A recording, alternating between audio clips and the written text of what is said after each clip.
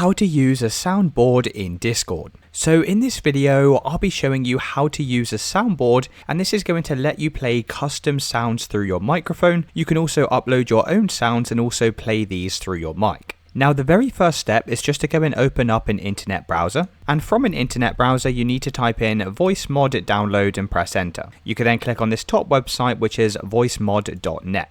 Now this is a free soundboard that we can use to go and play sounds. So we're just going to press download for free, and then you'll need to go and create a free VoiceMod account. So you can either go and create one using your email address, or you can just sign up using Google, Twitch or Discord. Now I'll just be signing in using Discord like this. So once you're signed in, it should begin downloading, and if you come over to download, you can click on the VoiceMod installer, and now we can go through the steps to install this onto our system. So I'm just going to press OK, click on next, agree to the terms and conditions and press next, click on next again, select next, and finally press install. After a couple of seconds that would download over to your device, and once that's finished we can press launch VoiceMod and press finish. So once you've opened up the application you can press get started, you can then press next, and for the microphone click on the drop down arrow and go and select your microphone. If you have headphones you can go and select these from the list, otherwise you can just go and select your laptop or computer speakers, then press next, and press start using VoiceMod. Now once you're on this page we can just select soundboards in the left hand side, and you can see there's a bunch of different free sounds that we can go and play. You can also add your own custom sounds by clicking this plus icon here, and then you can just go and press upload to upload your own custom tracks. Now you can also just use any of these free voice mods.